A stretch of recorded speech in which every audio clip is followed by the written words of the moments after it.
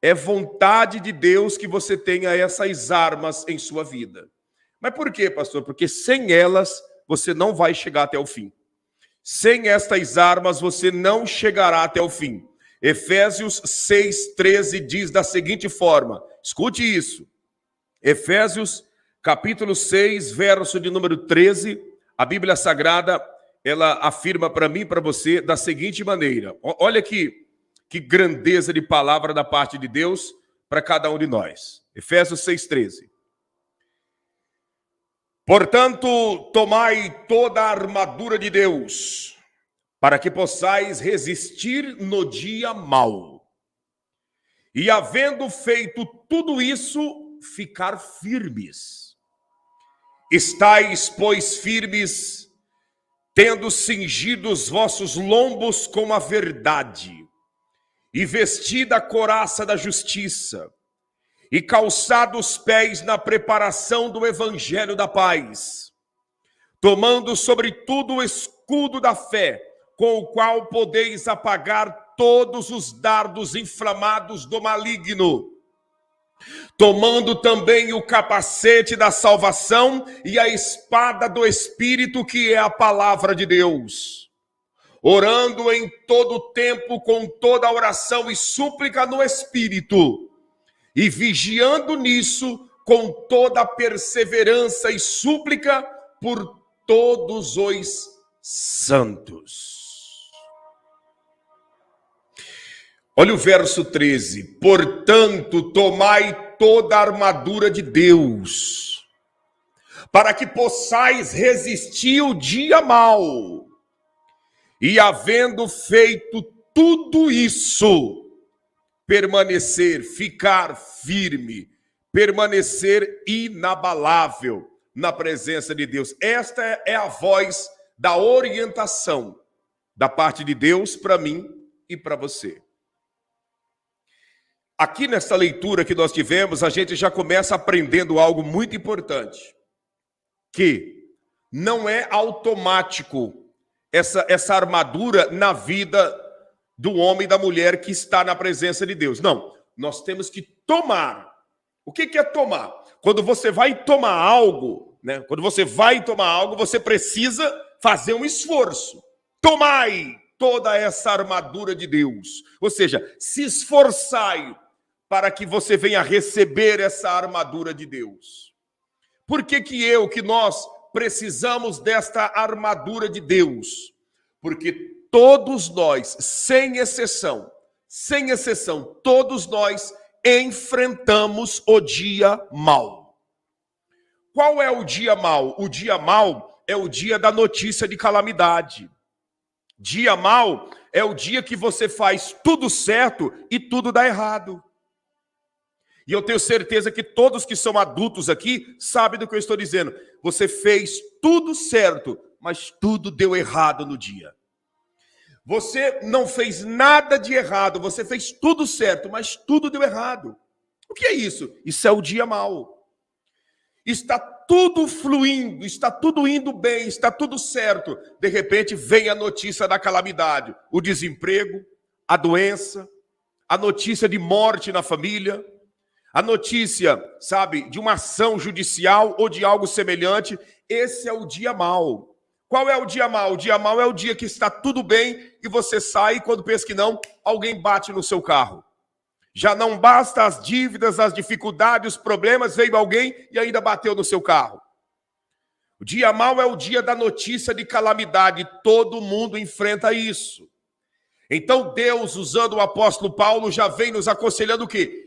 Tomai toda a armadura de Deus. Para quê? Para que possais estar firmes, para que possais resistir o dia mau.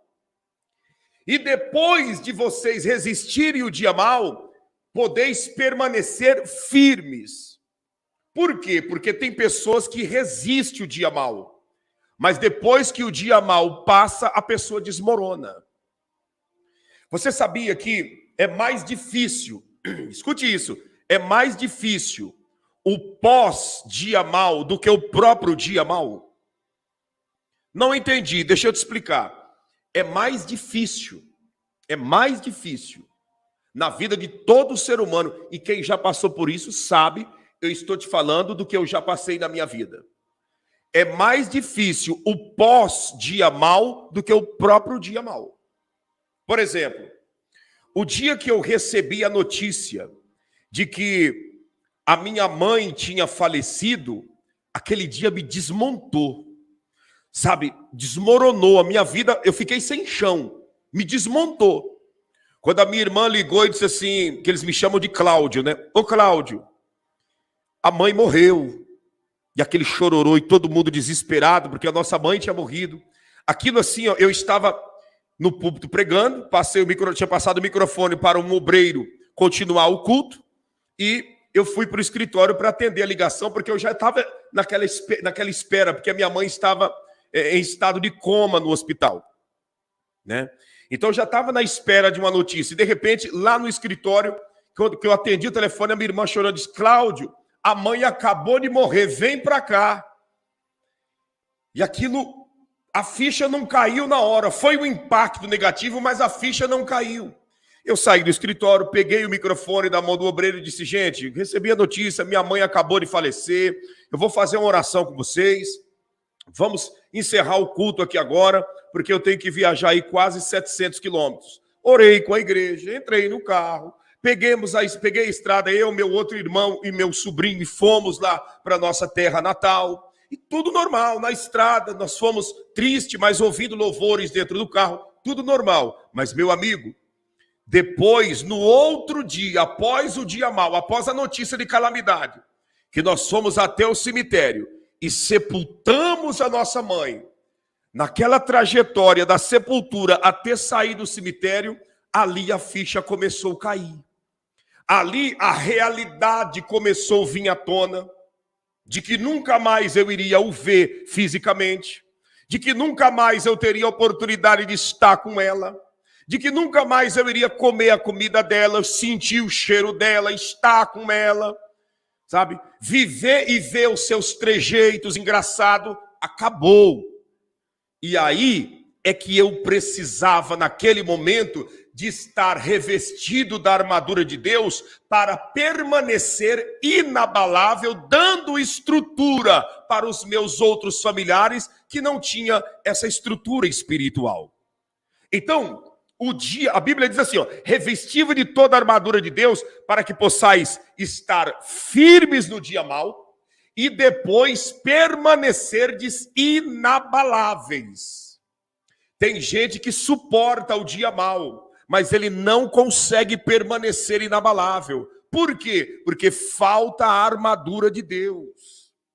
E o Senhor vem nos alertando desta armadura de Deus, por quê? Porque a nossa batalha, a nossa peleja, o que nós enfrentamos aqui não é uma peleja humana, não é uma batalha terrena, não é uma dificuldade que os nossos olhos simplesmente estão vendo, não. O que nós enfrentamos é invisível.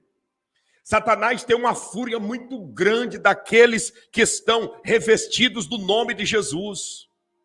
Você que está me acompanhando, a fúria contra a sua vida é além do que você imagina. E o mal vai trabalhar dia e noite para tentar fazer com que nós venhamos a nos abalar após algo ruim que aconteceu contra a nossa vida. No momento, muitos a ficha não cai, mas com o passar dos dias veio o abalo na vida das pessoas. Quantos que estão afastados do evangelho que dizem assim, eu me afastei porque eu fiquei remoendo na minha mente, pensando e lembrando de coisas que aconteceram e eu afastei do evangelho. Por quê? Porque o grande detalhe da batalha espiritual é a sequência dos dias. Não é exatamente no dia mau, é a sequência dos dias. E aí o conselho de Deus é que eu e você, que nós venhamos a nos revestir de toda a armadura de Deus. Que nós venhamos tomar essas armaduras, que nós venhamos a nos apossar dessas armaduras para que possamos resistir tudo isso. E como que funciona essa armadura? É uma armadura física? Não. Deus, usando o apóstolo, citou exemplos físicos para nós entendermos o invisível, que é o espiritual. E ele começa dizendo assim, que nós temos que cingir os nossos lombos com a verdade. Se você quiser, até anote aí a primeira ferramenta que Deus quer que nós venhamos a ter dentro dessa armadura completa. Qual que é o primeiro item dessa armadura completa que Deus quer nos dar? Cingirmos os lombos com a verdade. O que é cingir os lombos com a verdade? Se nós formos observar, né, o que significa cingir os lombos, a palavra cingir quer dizer rodear, apertar, amarrar, sustentar. Cingir quer dizer isso, amarrar, sustentar, rodear, prender. Cingir os lombos com a verdade. O que é lombo? Lombo é a cintura.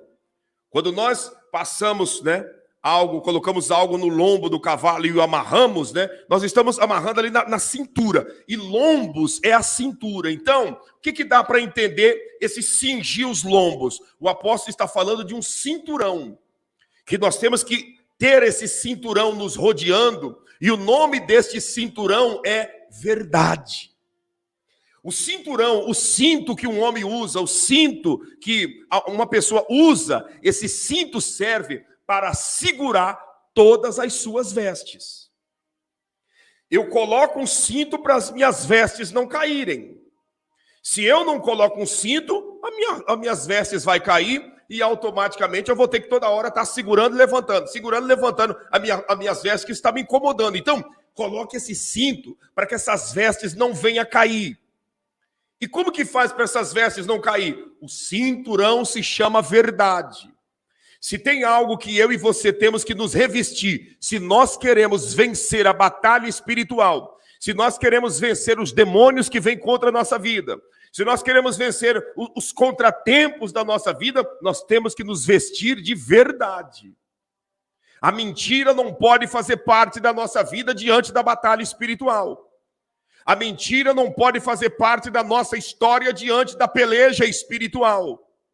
Mentira não pode fazer parte do nosso dia a dia diante da batalha que nós vivemos. Escute o que eu estou te falando. Uma pessoa que está vestido, que o seu cinturão é a mentira, ele pode ir até uma certa distância, mas logo ali na frente ele tomba e cai e dificilmente se levanta. Porque mentira não ajuda ninguém. Você nunca vai ver uma pessoa mentirosa triunfando na vida. Ela pode até perdurar por alguns instantes, mas logo, logo a máscara cai. As armas espirituais, uma das principais, a primeira que é citada é a verdade. A verdade, aonde você estiver com ela, ela te sustenta. Aonde você estiver com a verdade, pode ser no sítio, na chácara, na fazenda, pode ser em meio a multidões ou pode ser sozinho. Se você estiver com a verdade, Deus está contigo. Se você estiver com a verdade, você está seguro. Se você está com a verdade, você está rodeado, protegido. Esse cinturão, que nós possamos cingir os nossos lombos com a verdade, é passá-los, rodear com esse cinto da verdade, para que nós não venhamos a ficar nu diante das situações, diante das circunstâncias, dos problemas e das dificuldades. Pastor, eu estou com medo de falar a verdade. Não tenha medo de falar a verdade. Não tenha medo de falar a verdade. Pastor, mas se eu falar a verdade, fulano de tal vai desviar do evangelho, vai escandalizar. Verdade não escandaliza ninguém. Verdade não desvia ninguém. O que escandaliza é a mentira. O que desvia a pessoa é o pecado. Verdade não escandaliza ninguém. Verdade não mata ninguém. A verdade sempre será soberana diante de qualquer circunstância e situação. Jesus disse em João 8,32: e conhecereis a verdade, e a verdade vos libertará. A verdade é a nossa liberdade. A verdade é a nossa libertação. A verdade é o segredo que faz o homem e a mulher andar de cabeça erguida e na postura de triunfar diante de qualquer circunstância. Então, o primeiro item desta grande armadura se chama verdade. Sem verdade não tem como nós suportarmos o dia mau e depois permanecer inabalável. É a verdade que é o nosso cinto. Então vai pegando os itens aí. Vai pegando os itens. Qual é o primeiro item? O cinto, tracinho, da verdade. Cinto da verdade. Esse é o primeiro item que compõe a armadura. São vários itens. O primeiro item é o cinto da verdade. Qual é o segundo item que faz parte dessa armadura? Se chama couraça da justiça. O que é a couraça da justiça? Couraça da justiça, em outras palavras, é o colete da justiça. O colete do merecimento. O colete que nos dignifica perante Deus. Essa couraça, ela nos protege. Você vê que o policial, o soldado, quando ele usa um colete, né, que antigamente tinha nome de couraça, hoje a gente chama de colete balístico, colete prova de bala. Esse colete protege do pescoço para baixo até abaixo do umbigo e nas costas do alto do ombro até embaixo, próximo ao cóccix, a última vértebra da coluna. É assim que o colete que o soldado usa o protege. Por quê? Porque essa região é alvo. Essa região é alvo dentro de uma batalha. Essa região é alvo de muitos ataques.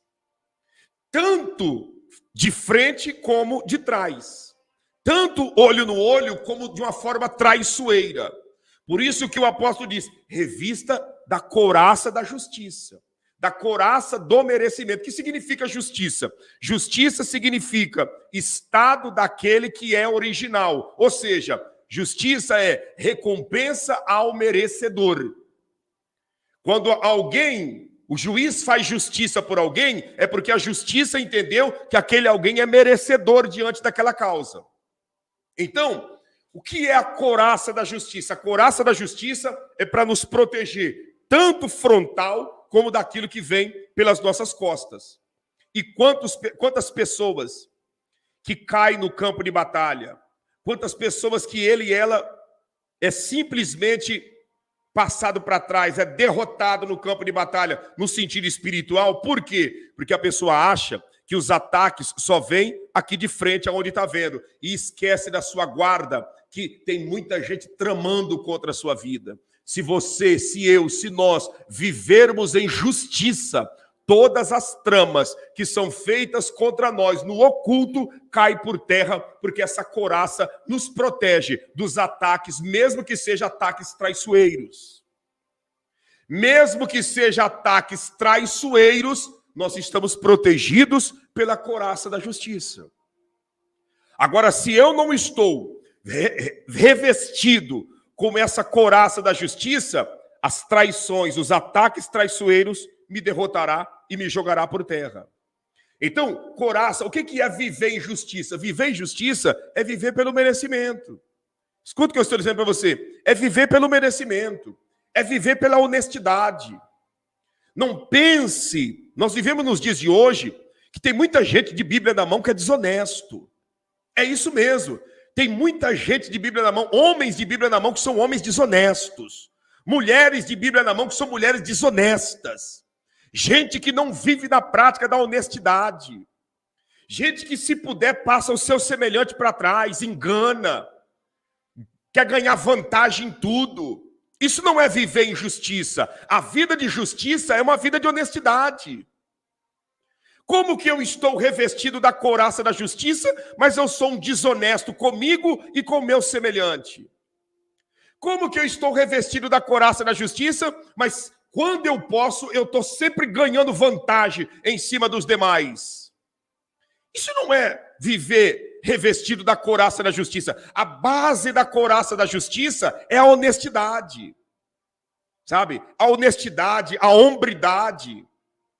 Sabe? Quando a pessoa está revestida dessa couraça da justiça, então nada e ninguém pode ir contra a vida dele e a vida dela. Pode vir de frente ou pode vir acusações pelas costas, que essa pessoa sair ileso diante de tudo isso. Por quê? Porque a justiça vai nos proteger. Deus é justiça.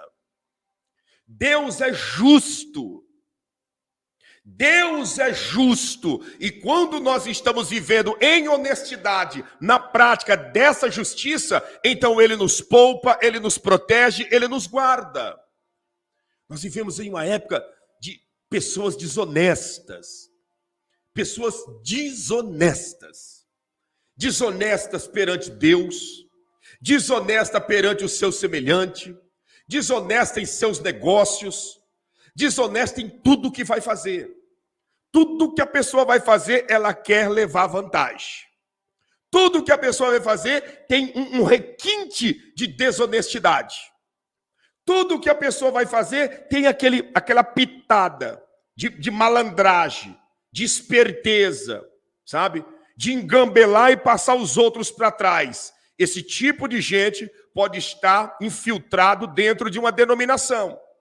Pode até estar infiltrado no meio daqueles que estão na fé. Mas esse tipo de pessoa, quando vier a batalha espiritual, são derrotados, porque a desonestidade dele e dela os deixará nu, sem essa couraça que o protege dos ataques de Satanás. Nós precisamos nos revestir da justiça. Como diz a Carmen Maia, o jeitinho brasileiro, né? O jeitinho brasileiro. Sempre tem um jeitinho. Sempre tem uma maneira, né? Sempre tem um jeito de pagar menos. Consegue por aqui, vai por ali. Vamos burlar por aqui, porque está muito alto, muito caro, muito difícil. Então vamos fazer aqui, isso e aquilo. Vamos misturar isso com aquilo para dar nisso. Então, sempre tem. Isso é desonestidade. E quando é praticado essa desonestidade, o cidadão e a cidadã passa a estar desprovido dessa couraça da justiça.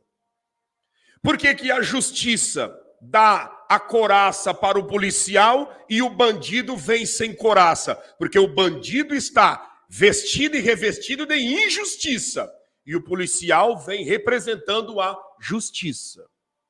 Você consegue compreender? O policial vem representando a justiça, por isso que ele tem um colete para o proteger. E o bandido não tem nada para proteger. Por quê? Porque ele é a própria representação da injustiça. Então nós precisamos nos revestir, se nós queremos vencer o mundo espiritual, nós precisamos nos revestir desta couraça chamada justiça. E a base da justiça é a honestidade. A base da justiça é a honestidade. Seja honesto, meu amigo. Seja honesta. Você pode tomar um prejuízo momentâneo, mas se você tiver revestido de honestidade, lá na frente Deus te dá 100 vezes mais. Agora você quer ganhar vantagem. Quando eu digo você quer, no sentido de falar. Você quer ganhar vantagem, né? Com a desonestidade agora, lá na frente você toma uma rasteira que o prejuízo é 100 vezes mais. Você nunca vai ver os desonestos triunfando. Os desonestos, mais cedo ou mais tarde, roda. Então, por quê? Porque não está revestido da couraça da justiça. Consegue compreender? Vamos continuar aqui falando dessas armas e já eu vou abrir para as perguntas e respostas, pedindo a todos. Deixa eu pedir para você. Você que ainda não deixou, deixa o seu like para cima. Olha a quantidade de pessoas que estamos e o like está baixo. Deixa o seu like para cima e compartilhe com seus amigos e familiares. Só de você deixar o like, você vai ver que não vai 3 minutos, essa live vai subir assim de uma forma gloriosa. Vamos lá, faça isso, você que ainda não fez. Olha isso. Escute isso daqui. Terceiro item da armadura de Deus para nós vencermos a batalha espiritual. O terceiro item, a Bíblia chama de calçar os pés com a preparação do Evangelho da Paz. Calçar os pés com a preparação do Evangelho da Paz. E aqui tem um mistério muito grande nesta ferramenta. Calçar os pés com a preparação do Evangelho da Paz. Olha aqui, calçar os pés. A nossa base são os nossos pés, tá? Os nossos pés são as nossas bases. Se tem um mistério muito grande, eu ainda quero trazer uma live aqui para você, pregando e falando sobre os pés, Porque os pés, tem uma revelação muito grande por detrás do que significa aos olhos de Deus os nossos pés. E aí a Bíblia vem dizendo, calçado os pés com a preparação do evangelho da paz. Pés são as bases, pés são as estruturas, pés é o que nos conduz, pés é o que nos leva e é o que nos traz. E a Bíblia está dizendo que nós temos que estar calçados sobre esses pés com a preparação do evangelho da paz. Então, qual é o nome desse calçado que é colocado em nossos pés? Pega isso daqui que é de Deus para a nossa vida. Como é o nome do calçado que nós vamos usar? Calçado esse, né, que a Bíblia está falando que faz parte da armadura. O nome desse calçado é, olha para cá, o nome desse calçado é consciência limpa. Não entendi, pastor. O nome desse calçado é consciência limpa. Como assim consciência limpa? Calçados pés com a preparação do evangelho da paz. Que paz é essa? O evangelho nos traz paz sobre a nossa consciência. Outrora, eu e você andávamos com a mente perturbada e acusada. Hoje, eu e você andamos em paz perante Cristo Jesus. Por quê? Porque o seu sangue lavou a nossa consciência de todo o pecado. Não existe paz de consciência manchada. Não existe paz com a consciência suja. É por isso, escute, é por isso que precisamos do sangue de Jesus, porque só o sangue de Jesus pode lavar a nossa consciência manchada. Quem está no pecado está de consciência manchada. Quem está vivendo uma vida errada, a sua consciência sempre o acusa por 24 horas, mesmo estando no evangelho. Tem muita gente de Bíblia na mão que vive sendo acusado pela consciência. Tem muita gente de Bíblia na mão que a sua consciência é um tormento. E pela sua consciência não ter paz, os seus passos são passos totalmente claudicantes que não levam a pessoa a lugar nenhum. O que traz firmeza para os meus passos é a minha consciência limpa. Quando eu estou de consciência limpa, então meus passos são firmes e convictos. Eu sei por onde eu estou andando e o que eu estou fazendo. Quando a minha consciência está manchada, então meus passos sempre são passos, sabe, para lá e para cá, meio que desviando dos lados. Por quê? Porque eu estou com a consciência manchada. Você já parou para avaliar que uma pessoa que está com a consciência manchada, devendo no mundo espiritual, essa pessoa sempre gosta de andar pelas escuridões, pelos lugares obscuros? Por quê? Porque a consciência manchada conduz os passos dessa pessoa por lugares obscuros. E o que está de consciência limpa? O que está de consciência limpa vai e vem de cabeça erguida, sem se preocupar por onde está andando, porque sabe que o Senhor é com ele e com ela até no vale da sombra da morte. Então, o que é esse calçado que nos dá batalha espiritual para nós vencermos? Esse calçado se chama consciência limpa. E aí vem a pergunta para todos nós que aqui estamos. Para todos nós que aqui estamos. Como está a nossa consciência? Está limpa? Como está a nossa consciência? Ela está limpa? Porque se você, se eu, se nós não estivermos de consciência limpa, os nossos passos não são firmes. Se nós não estivermos de consciência limpa, nossos passos não são seguros. Você consegue entender? Como está a sua consciência? Que nota que você dá para a limpeza da sua consciência de 0 a 10? Pastor, eu ando com a minha consciência pesada. Ixi, sempre volta e meia minha consciência está me acusando. Você sabia que a sua consciência, que a minha, que a nossa consciência, ela nos acusa mais do que o próprio diabo? Você sabia disso? Você sabia que a nossa consciência nos acusa mais do que o próprio Satanás? E você sabia que a nossa consciência limpa, ela nos traz uma paz tão grande que excede a racionalidade humana? Consciência limpa. Consciência limpa. Você está de consciência limpa? O que você me diz? De 0 a 10, que nota que você dá aí para a limpeza da sua consciência? Olha, muita gente, ó, 8, 10, 10. Que nota que você dá? Porque o nível da limpeza da tua consciência é o nível da tua paz. O nível da sujeira, das manchas da consciência é o nível da perturbação. É o nível do incômodo. É o nível da inquietude. É a nossa consciência que vai determinar se teremos paz ou não. Olha aí, pessoas, 10, 8, 7, 2... Consegue compreender? 9,9, 6.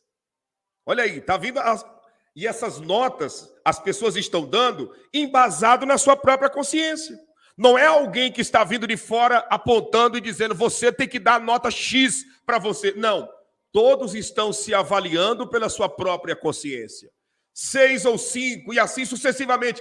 Meu amigo, o nível de pureza, de limpeza, de faxina da nossa consciência é o nível de paz que nós vamos ter na face da terra. Escuta, eu pergunto para você, um bandido tem paz? Diga para mim, um bandido tem paz? Um homem ou uma mulher, por exemplo, que são casados e que dentro desse casamento esse homem está traindo a mulher. Essa mulher está traindo esse homem. A namorada traindo o namorado ou vice-versa. Essa pessoa tem paz? Tem paz. Por que as traições são fáceis de ser, de ser desmontada, né, dentro de um relacionamento? Porque a pessoa muda da noite para o dia. Ela tem um comportamento, de repente ela começa a trair, muda totalmente o comportamento. Aquela inquietação, aquela desconfiança, aquela preocupação com o celular, aquela preocupação, com receber ligações, isso e aquilo, a preocupação com isso, a pessoa começa a viver perturbada. Mas por que perturbada?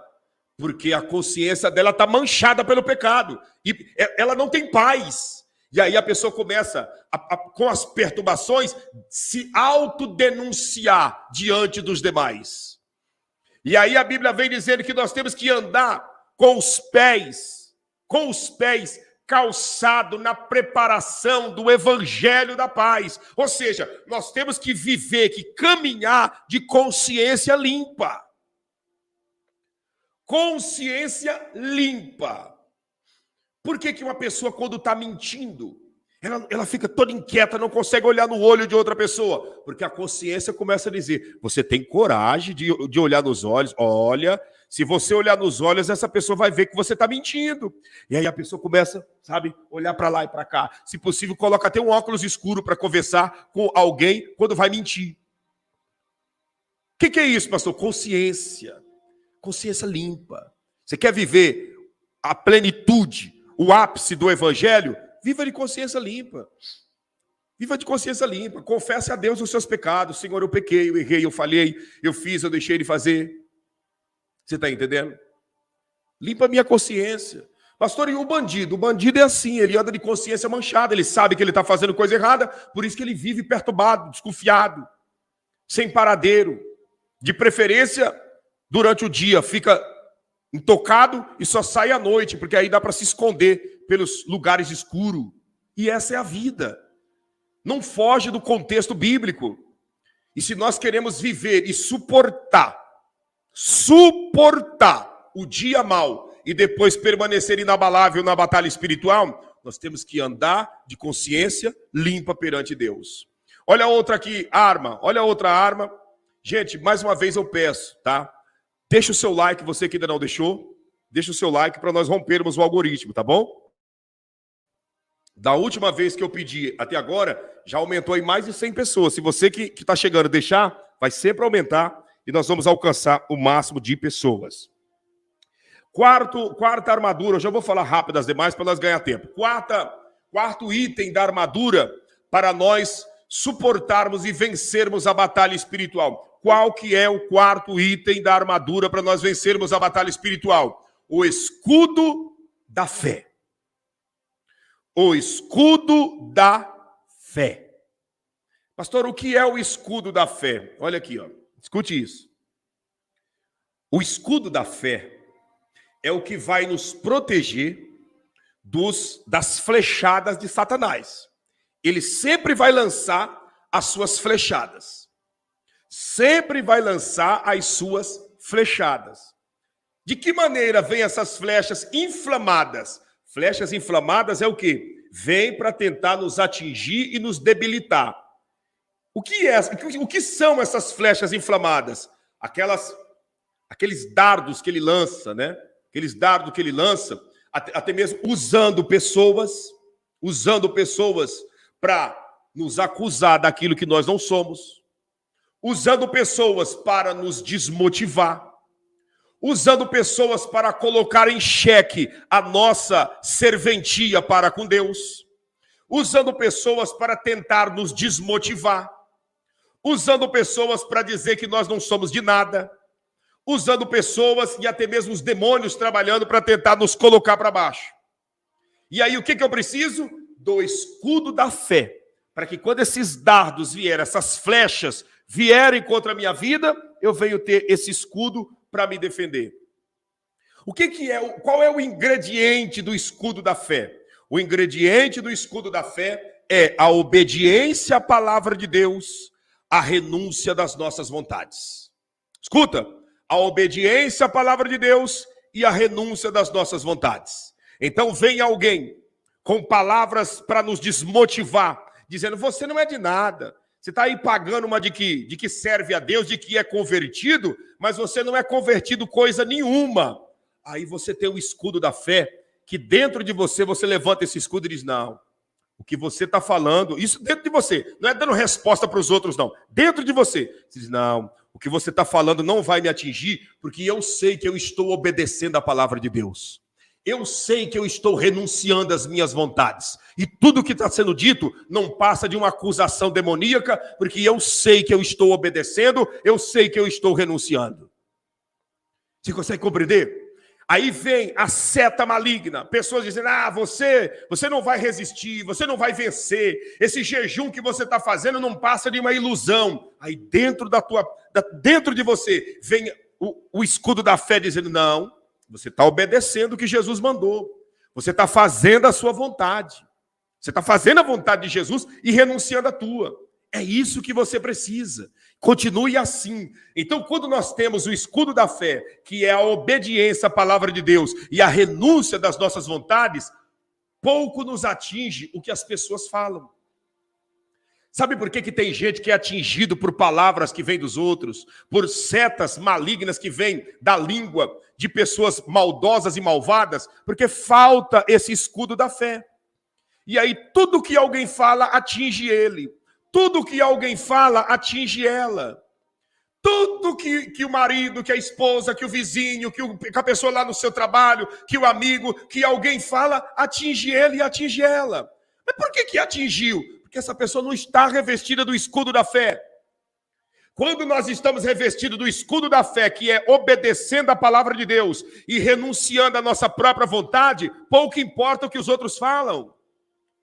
Pouco efeito vai ter a falácia de outras pessoas.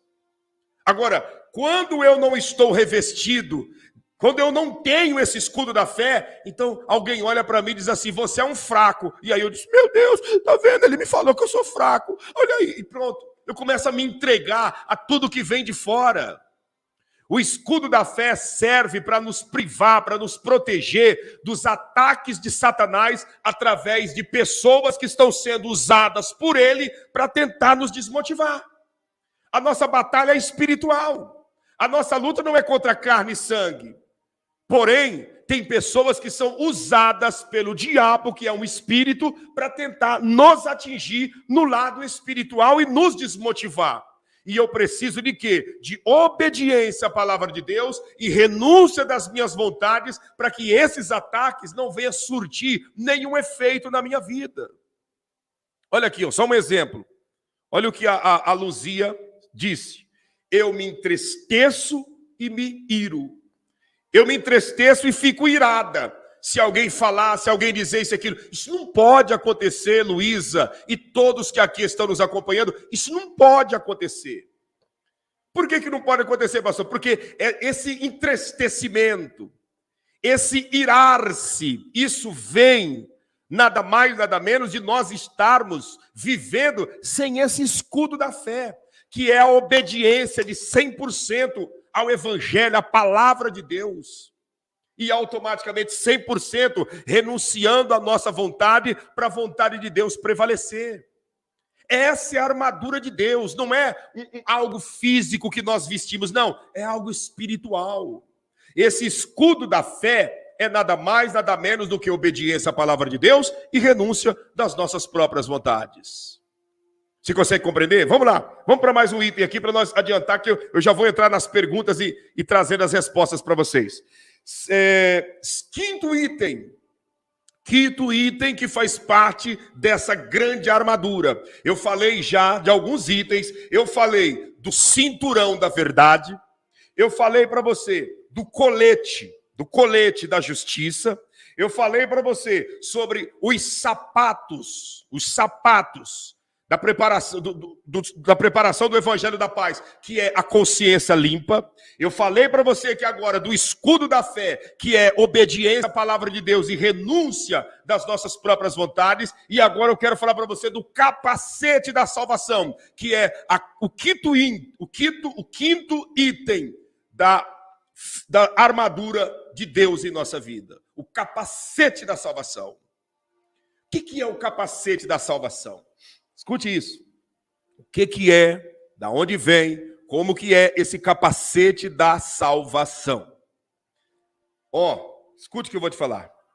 Capacete se usa aqui, na cabeça. Capacete se usa na cabeça. Para que eu uso o capacete na cabeça? Qual a finalidade de um capacete na minha cabeça? A finalidade de um capacete na minha cabeça é para proteger toda essa parte que coordena o meu corpo. Olha aqui onde estão minhas mãos. O capacete vem até aqui. É daqui para cima que o capacete protege. Protege o quê? O capacete vai proteger a minha boca, vai proteger os meus olhos, vai proteger o meu nariz, vai proteger os meus ouvidos, vai proteger o meu cérebro. Capacete vai proteger isso. A minha boca, meu nariz, os meus olhos, meus ouvidos, o meu cérebro. É isso que o capacete vai proteger. Proteger por que o capacete é colocado nesse lugar para proteger? Porque se esses lugares forem atingidos, automaticamente a minha vida não será mais a mesma e dependendo da situação, eu posso entrar em óbito na hora. E aí a Bíblia vem dizendo do capacete da salvação. Que capacete é esse da salvação? Se eu quero vencer a batalha espiritual, eu tenho que revestir a minha cabeça da salvação que vem de Cristo Jesus. De que maneira? Cuidando com os meus pensamentos. Eu preciso proteger os meus pensamentos usando as armas da salvação. Qual é a arma da salvação, pastor, que eu vou usar para proteger meu pensamento? Eu tenho que andar com os meus pensamentos ligados em Deus, atento, se cuidando, porque Satanás vai tentar atingir a minha cabeça. Ele vai tentar atingir a minha cabeça com o quê? Com maus pensamentos. Tudo começa aqui. Tudo começa aqui. Pastor, o que é o capacete da salvação? Eu ainda não entendi. Deixa eu te explicar, então, para ficar bem claro. Sabe o que é o capacete da salvação? O capacete da salvação é eu ter a minha mente, a minha cabeça, a minha mente, os meus olhos, o meu ouvido, tudo que pertence a mim, daqui para cima, preenchido pelo Espírito Santo. O Espírito Santo tem que comandar meus pensamentos. Porque se o Espírito Santo não comandar meus pensamentos, Satanás sempre vai ter acesso para colocar dentro da minha mente pensamentos das trevas. Os meus olhos têm que ser revestidos pelo Espírito Santo. Senão, eu vou começar a ver coisas, isso e aquilo, e quando penso que não, eu estou preso na cobiça. Os meus ouvidos têm que estar protegidos, senão dali a pouco eu estou dando ouvido à voz de Satanás e à fofoca que vem do próprio diabo através de pessoas. Os meus lábios têm que estar protegidos, senão dali a pouco eu estou abrindo a minha boca para profetizar a própria maldição contra a minha vida e também para amaldiçoar o meu semelhante. O capacete da salvação é eu ter a minha mente totalmente vestida e revestida pelo Espírito Santo. Por quê? Porque Ele é o responsável por nos conduzir até Cristo Jesus no dia da salvação. Capacete da salvação é o Espírito Santo revestindo a nossa mente. Capacete da salvação é o Espírito Santo revestindo a nossa mente. Acorda, Josiane. Dorme não. Dorme não, porque nós estamos em batalha espiritual e o maligno não quer que você ouve as verdades do Evangelho. Não só você, mas muitos que estão aqui com sono, outros com vontade de sair e assistir qualquer outra coisa, fique aqui. Não saia, porque o Senhor tem algo extraordinário para manifestar na vida de todos que aqui estão nesta oportunidade. Capacete da salvação é nós revestirmos a nossa mente com a presença do Espírito Santo. Cuidado com os seus pensamentos. Cuidado que anda passando na sua cabeça. Escuta, cuidado com o que anda passando na sua cabeça. Eu vou te fazer uma pergunta aqui muito clara, tá? Muito clara. Você já avaliou as últimas 48 horas para cá, os pensamentos que andam passando na sua cabeça? Você já parou para avaliar eles, da onde estão vindo? Você já parou para avaliar nesse mês que nós estamos, podemos dizer aí, no início? Você já avaliou os pensamentos que andam passando na sua cabeça? Da onde estão vindo esses pensamentos? Ah, pastor, não, coisa boba da minha cabeça. Não existe coisa boba da nossa cabeça. Da onde estão vindo esses pensamentos? Que muitos deles vêm e são tão reais que eles vão vindo e vão se montando em forma de quebra-cabeça e vão se montando. De repente ele está formado dentro da tua mente que você olha e você diz, meu Deus, o que é isso que está na minha mente? É uma coisa tão perversa e diabólica que vai vindo, e você vai montando e de repente parece que aquele pensamento se materializa na tua frente de tão real que eles são. Da onde estão vindo isso? Quem está mandando esses pensamentos? Quem que está coordenando esses pensamentos? Olha, escuta o que eu vou te falar aqui nesse momento, preste atenção nisso. De repente você está aqui, parado, dentro de um ônibus, né, indo para o trabalho, voltando do trabalho, parado na sinaleira do trânsito, lá no intervalo do seu almoço do trabalho, em casa, deitado antes de dormir. Aí vem assim, aquele pensamento que você para se ater, toma um susto, né? E aí começa a criar corpo na sua mente aquele pensamento. E vai montando, acontece assim, assado, imagina desse jeito, daquele jeito, assim, imagina tal, e vai indo, e você vai alimentando a sua imaginação, tá vendo, pá, dali alguns segundos, dentro da sua mente, da sua cabeça, tá montado uma cena satânica, uma cena diabólica, ao ponto que aqueles que têm o Espírito Santo chega a fazer o quê? O sangue de Jesus tem poder.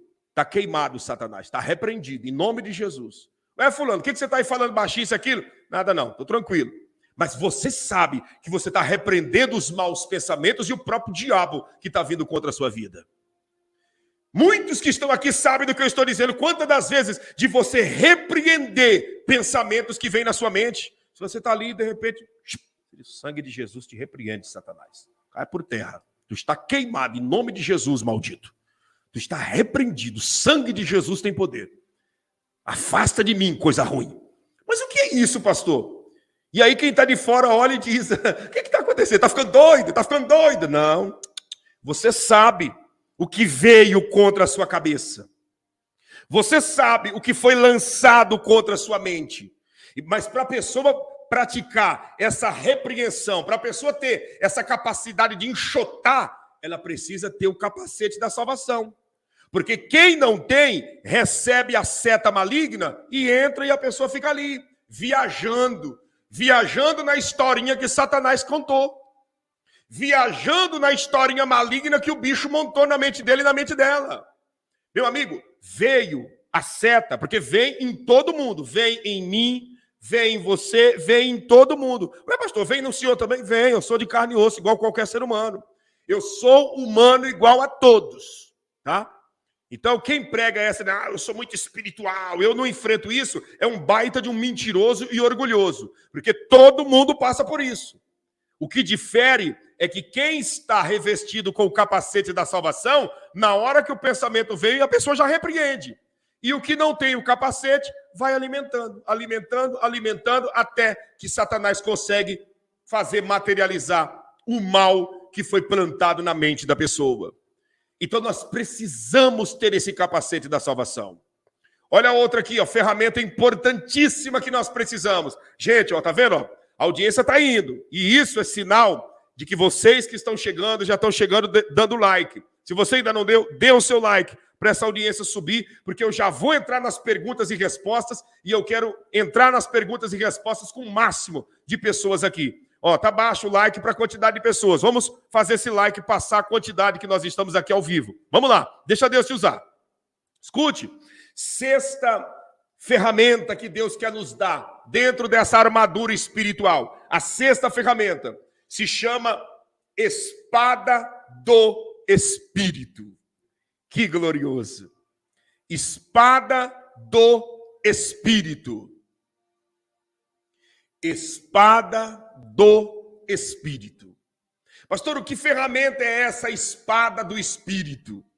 A espada do Espírito dentro da batalha espiritual é nada mais, nada menos do que o conhecimento do Evangelho do Senhor Jesus. O conhecimento da palavra de Deus. Quando eu tenho conhecimento da palavra de Deus, então eu tenho a espada do Espírito. Para que serve uma espada? Uma espada, ela tem apenas uma utilidade. Espada não tem 2, 3, 4, 5, 10 utilidades. Não, espada tem uma utilidade. Uma. Dentro da batalha. Como todas essas ferramentas que eu citei anterior, só tem uma utilidade dentro da batalha. O cinturão é para segurar as vestes. A couraça é para proteger o peito e as costas, né? A parte frontal e a parte traseira do nosso corpo. E os sapatos servem para mim não ser destruído, porque tem muitas minas, muitas coisas montadas para tentar fazer com que eu venha me ferir. Então, os sapatos são a preparação para que eu não venha ferir os meus passos. E o escudo serve exclusivamente para defender dos ataques de Satanás. E o capacete para proteger a nossa cabeça. E a espada para matar. A espada serve para matar, para anular, para cancelar. Então, quando a Bíblia diz que nós temos que ter a espada do Espírito, que é a palavra de Deus, eu preciso desse conhecimento para quê? Para que eu venha matar, destruir de uma vez por todas as investidas de Satanás contra a minha vida.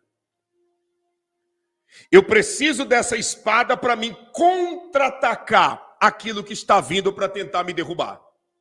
Você vê que todas as ferramentas que foram citadas são ferramentas de defesa. Porém, essa penúltima ferramenta já é uma ferramenta de ataque. Espada não é para se defender. Espada é para atacar. É para avançar. E quando a Bíblia diz que eu preciso da espada do Espírito, é para mim avançar dentro do reino das trevas. Quando eu tenho a espada do Espírito, é para mim avançar dentro do reino das trevas. Como que eu avanço no reino das trevas? com o conhecimento da palavra de Deus, porque aí eu estou avançando e está vindo os ataques contra mim. Eu vou me defendendo com o escudo da fé. Dardos vai vir, vai bater na couraça da justiça. As armadilhas estão prontas para os meus pés, mas eu estou pisando com a preparação do evangelho da paz, o evangelho da consciência limpa. O mal está vindo para tentar me deixar despido, mas o cinturão da verdade está segurando as minhas vestes. E vem alguém tentar me desafiar e tentar dizer que eu sou alguém, que eu não sou de nada, que eu não sou de Deus, e aí eu estou usando a espada para contra-atacar e dizer, não, a Bíblia diz assim, Jesus falou assim, o Evangelho afirma dessa maneira, a promessa que está lá no livro tal diz assim. Então a espada do Espírito é para mim atacar e avançar no mundo espiritual. Quando eu não tenho a espada do Espírito, eu posso ter todas as outras ferramentas, mas eu vou ser um soldado que não tenho condições de avançar. Por quê? Porque a espada é a arma de ataque. E aí o maligno vem contra mim, eu só vou ser atingido. Vai chegar uma hora que a seta vai passar e vai furar a couraça. Vai chegar uma hora que a seta vai passar e vai conseguir vencer o escudo. Vai chegar uma hora que a preparação, que os pés vão cansar e os sapatos perderão a sua utilidade. Chegará uma hora que o capacete, por mais preparado que eu esteja, a pancada é tão grande que pode não atingir a cabeça, mas destronca o pescoço. Agora, se eu tenho a espada, eu vou para cima. Não, de maneira nenhuma. Jesus, quando esteve 40 dias e 40 noites em jejum, ele estava com a espada do Espírito. Por isso que Satanás veio e disse para ele, transforma pedras em pães. Ele disse, está escrito, nem só de pão vive o homem, mas de toda a palavra que sai da boca de Deus. Ele disse, ei, se lança daqui de cima para baixo, porque está escrito no Salmo 91, aos seus anjos dará ordem a teu respeito para te guardar nos teus caminhos e teu pé não tropeçar em pedras. Ele disse, também está escrito, não tentarás o Senhor teu Deus. Olha, escuta, me adora, tudo isso eu te darei, se prostrado me adorares. Está escrito, só a Deus adorarás e só a Deus prestará cultos. Para trás de mim, Satanás. Como que Jesus venceu o diabo naqueles 40 dias e 40 noites no deserto? Usando a espada do Espírito, que é a palavra. Por que que tem gente sendo enganado? Mas, meu Deus, quanta gente sendo enganado nessa terra. Quanta gente sendo enganado por falsos profetas, falsas doutrinas, doutrina de demônios, ensinamentos tenebrosos. Por quê? Por falta da espada do Espírito, falta da palavra. Tem a palavra que é o papel na mão, mas não tem o conhecimento introduzido dentro da sua mente. E aí vai enfrentar e é derrotado. Satanás, ele sabe, escute o que eu vou dizer para você, ele sabe que a humanidade, em regra geral, estão desprovidos dessa espada do Espírito que é a palavra de Deus. Embora a maioria tenha até a Bíblia em casa aberta na estante ou na penteadeira lá, aberta no Salmo 91, no Salmo 23, muitos até têm a Bíblia, mas estão desprovidos desse conhecimento. E aí o que Satanás faz? Muitas das vezes manda os seus mensageiros irem até a casa dessas pessoas, ensinarem doutrinas de demônios, ensinarem doutrinas errôneas. Para quê? Para que essas pessoas venham perecer no engano na face desta terra. Tem muita gente sendo passada para trás, enganada, porque não tem a espada do Espírito na sua vida, que é o conhecimento da palavra de Deus. Não tem. Não tem o conhecimento da palavra de Deus. Aí a pessoa está passando uma dificuldade, passando um problema, ele confunde palavra de Deus com jargões populares que tem por aí. Por não conhecer a palavra de Deus, a pessoa confunde Bíblia Sagrada com jargão popular, com dizeres popular. Como assim, pastor? Cita um exemplo. Olha a falta de conhecimento da palavra de Deus, a falta da espada do Espírito, o que tem feito com muitas pessoas. Muitos chegam, o Senhor falou na sua palavra, que os humilhados serão exaltados. Fica tranquilo, irmão. Os humilhados serão exaltados. Aonde está isso na palavra de Deus? Que os humilhados serão exaltados? Aonde está isso na Bíblia? Que os humilhados serão exaltados. Você consegue compreender? Aonde está isso na Bíblia? A Bíblia diz que os humilhados serão exaltados. Não está na Bíblia. Isso é um jargão popular. Isso aí é um jargão de quem não conhece a palavra de Deus, porque a Bíblia não diz que os humilhados serão exaltados. Se fosse assim, todo mundo que é humilhado era exaltado na vida, e tem gente morrendo sendo humilhado. A Bíblia não promete isso. A Bíblia diz que quem se humilha, Deus exalta. E quem se exalta, Deus humilha. Não é os humilhados serão exaltados. Mas da onde vem isso, pastor? Falta de ter a espada do Espírito, que é o conhecimento dentro da sua mente, da sua cabeça.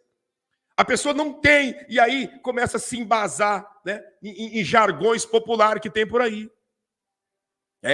A Bíblia Sagrada diz, a Bíblia Sagrada nos afirma dizendo, né, que Deus tarda, mas não falha. Não está escrito isso na Bíblia, que Deus tarda, mas não falha. Como que Deus tarda? Aonde já ouviu falar que Deus vai tardar em alguma coisa? Deus chega na hora certa. Deus nem tarda e nem falha, ele chega na hora certa. Mas a falta de conhecimento leva as pessoas a se embasar em jargões populares que tem por aí. Você consegue compreender? A palavra de Deus diz que o Senhor quer o nosso coração. Como assim que Deus quer o nosso coração? Você entende? Então tem coisas que a gente começa a ver que a falta de conhecimento, né, a falta dessa espada do Espírito leva as pessoas a serem passadas para trás, enganadas. É por isso que eu sempre aconselho vocês, todas as lives eu estou falando, e enquanto Deus me der vida, fôlego aqui nessa terra, eu vou falar para você. Examine Mateus, Marcos, Lucas e João, e examine os evangelhos para que o Senhor venha te honrar e te abençoar. Examine os evangelhos para que Deus venha fazer coisas grandes na sua vida. Como diz a Simone Carvalho aqui, né? Deus escreve certo em linhas tortas. Aonde isso está na Bíblia? Onde isso está na Bíblia que Deus escreve certo em linhas tortas? Aonde está isso na palavra de Deus que Deus escreve certo em linhas tortas? Né? E tem tantos jargões que se você for pegar e puxar na memória, você vai ver que não tem nada a ver com Bíblia. E se você lembrar, até coloque aí, que nós já vamos concluir e eu já vou abrir espaço para as perguntas e respostas. Tá? Deixa eu falar o sétimo aqui, isso aqui é muito importante, esse sétimo, viu? Gente, deixa o seu like para cima. Deixa o seu like para cima, que nós estamos contando com a participação de todos aqueles que ainda não chegaram, né? E aí precisa da sua ajuda. Deixa eu falar aqui para mim já abrir para perguntas e respostas, e aí nós vamos ter mais de 30 minutos aí para responder todo mundo que lançar a sua pergunta. Mas eu preciso de passar essa mensagem num todo, porque essa palavra, com certeza, se você colocar em prática, ela salva a sua vida, ela poupa a sua alma dos enganos e da perdição, né? Sétima arma que o Senhor deu, né, dentro dessa couraça. Diz da seguinte forma: orando e suplicando, que é o que diz aqui, ó, no verso de número 18. Orando em todo tempo, com toda oração e súplica no Espírito, e vigiando nisso com toda perseverança e súplica por todos os santos. Olha isso. Olha essa última arma. Que última arma é essa, pastor? Olha para cá. Orando, suplicando, perseverando e vigiando. O apóstolo está falando de algumas ferramentas que nós temos que ter após recebermos todas essas armas. Esse comportamento precisa fazer parte da nossa vida e eu quero dar ênfase a dois detalhes: a oração e a súplica. Orando e suplicando.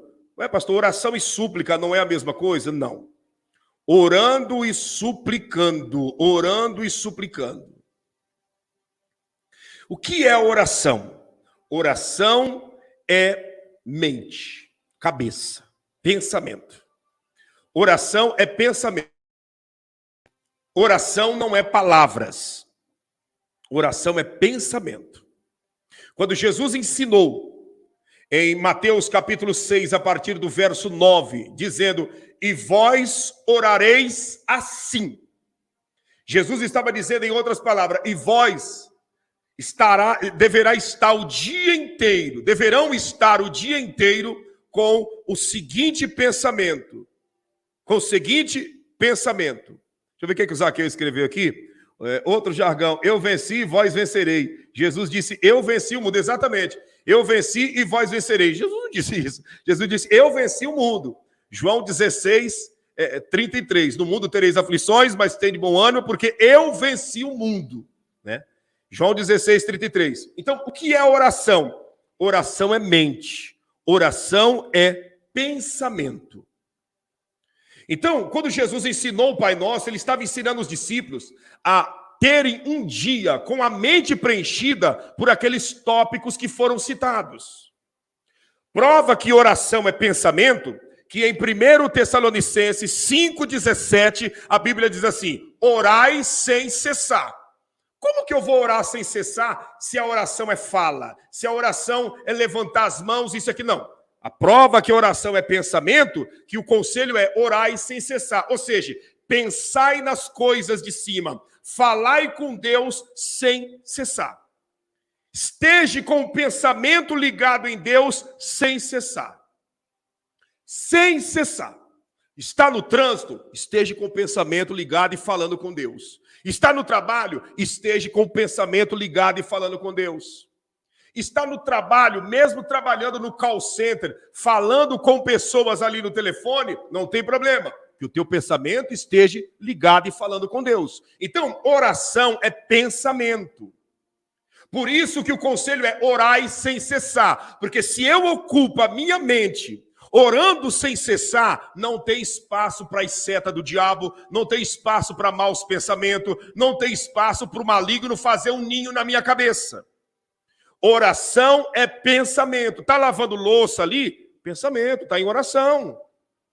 Está fazendo o trabalho lá na empresa? Pensamento, em oração, ligado. Já viu o jargão também? Na Bíblia está escrito que mente vazia é oficina do diabo. Isso não está na Bíblia. Isso não está na Bíblia. Isso é um jargão popular. Mas você tem que ocupar a sua mente com a oração, com a fala com Deus. Por quê? Porque é isso que vai nos proteger e nos blindar dos ataques do maligno. Orai sem cessar. Oração é pensamento. E esse pensamento é uma das armas espirituais para vencermos a batalha. Se oração é pensamento, o que é súplica? Qual a diferença da súplica para a oração? Você vê que a Bíblia é bem clara em separar e repetir várias vezes nesse mesmo versículo. A Bíblia repete no verso de número 18, Efésios 6, 18. Olha aqui, ó. Orando em todo tempo, com toda oração e súplica no Espírito, e vigiando nisso com toda a perseverança e súplica por todos os santos. Então, se oração é pensamento, o que é súplica? Súplica é quando quando nós nos fechamos em nosso quarto de guerra, em nosso lugar de isolamento entre nós e o Criador, e ali nós trocamos ideia com Ele através das palavras de oração. Oração é pensamento. Palavra de oração, que é a súplica, é quando eu entro no meu quarto de guerra e ali eu falo com Deus. Quando eu dobro o meu joelho em casa, no monte, no trabalho, em qualquer lugar, só eu e o Criador, isso eu estou fazendo uma súplica. Uma súplica. Súplica é aquela oração, né? Vamos dizer, a palavra oração engloba muita coisa, é aquela palavra de oração que você faz entre você e o Todo-Poderoso. A Bíblia diz que Jesus, naquela noite de quinta-feira, em agonia, no Getsemane, ele suplicava ao Pai, dizendo: Pai, se possível, passa de mim esse cálice, todavia, cumpra-se a tua vontade e não a minha. A Bíblia diz que ele suplicava ao Pai. Por que ele suplicava? Porque naquele lugar, naquela pedra, ele estava sozinho. Os discípulos estavam a um tiro de pedra, aproximadamente 50 metros, dormindo, encostado na figueira mais velha do Getsemane. E ele suplicava ao Pai. Ele falava com o Pai naquele momento de agonia. Então, o que é súplica? Súplica é a oração falada quando nós estamos sozinhos. Você está entendendo? Súplica é a oração quando eu e você fazemos sozinho, a fala de oração. Você está entendendo? A fala de oração. Essa é a súplica. Diferente da oração. A oração em si é pensamento. A palavra de oração, que é a súplica, é quando nós estamos sozinhos.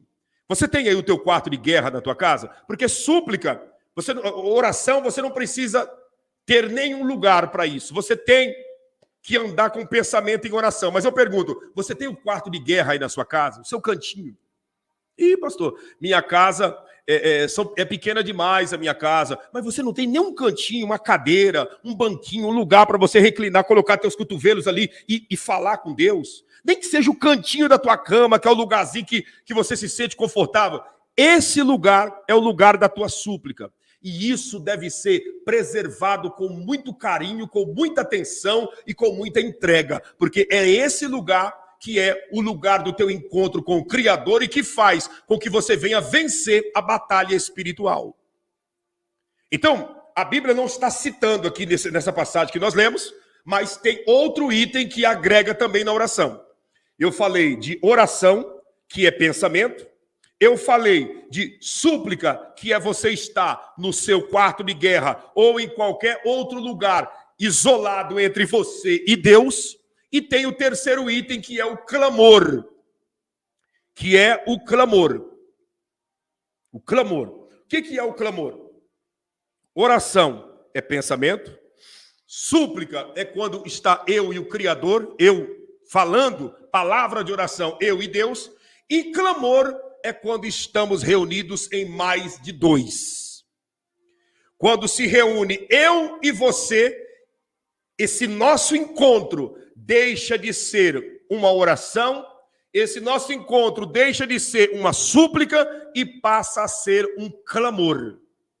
Clamor é quando mais de dois se reúne em concordância para falar com o Criador de todas as coisas. Aqui na live, nós fazemos clamores. Por quê? Porque eu e você somos mais de dois. Então, oração é pensamento, ocupar a mente 24 horas com pensamento. Súplica é quando eu estou entre eu e Deus, com a minha palavra de oração, apresentando a Ele a minha necessidade, né? Isso, coloca aí que eu vou colocando na linha do tempo para que todos venham até escrever e salvar isso. E clamor é quando estamos em mais de dois. Jesus disse assim, ó, Mateus capítulo 18.